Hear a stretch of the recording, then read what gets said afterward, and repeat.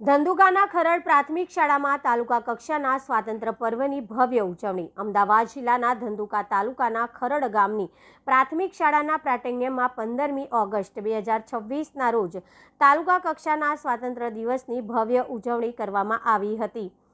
મામલતદાર વિજયસિંહ ડાભીના અધ્યક્ષસ્થાને યોજાયેલા આ કાર્યક્રમમાં રાષ્ટ્રભક્તિના માહોલ વચ્ચે તિરંગો લહેરાવી સ્વાતંત્ર્ય પર્વની ઉજવણી કરવામાં આવી હતી।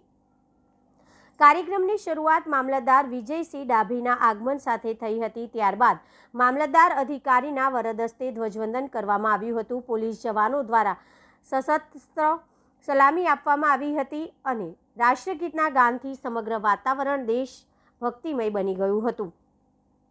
ધ્વજવંદન બાદ પ્રાંત અધિકારી દ્વારા પ્રાસંગિક ઉદ્બોધન કરવામાં આવ્યું હતું, જેમાં સ્વાતંત્ર્ય સંગ્રામના શહીદો અને દેશના મહાન સપૂતોને યાદ કરીને રાષ્ટ્રપ્રેમ, એકતા અને વિકાસના સંકલ્પ સાથે આગળ વધવા સૌને આહ્વાન કરવામાં આવ્યું હતું। આ પ્રસંગે વિદ્યાર્થીઓ દ્વારા વિવિધ સાંસ્કૃતિક કાર્યક્રમો રજૂ કરવામાં આવ્યા હતા। કાર્યક્રમ દરમિયાન ઇનામ વિતરણ કરી વિવિધ ક્ષેત્રે સિદ્ધિ મેળવનાર પ્રતિભાઓને પ્રોત્સાહિત કરવામાં આવી હતી। ઉપસ્થિત મહાનુભાવો તથા વિદ્યાર્થીઓ દ્વારા આચાર વિચાર અને દેશ સેવાના સંકલ્પ સાથે કાર્યક્રમને ગૌરવપૂર્ણ બનાવવામાં આવ્યો હતો। સાથે જ વૃક્ષારોપણ કરી પર્યાવરણ સંરક્ષણનો સંદેશ આપવામાં આવ્યો હતો। તાલુકા કક્ષાના આ સ્વાતંત્ર્ય દિવસની ઉજવણીમાં અધિકારીઓ, પોલીસ કર્મચારીઓ, શાળાના આચાર્યો, શિક્ષકો, વિદ્યાર્થીઓ તથા ગ્રામજનો સહિત મોટી સંખ્યામાં લોકો ઉપસ્થિત રહ્યા હતા।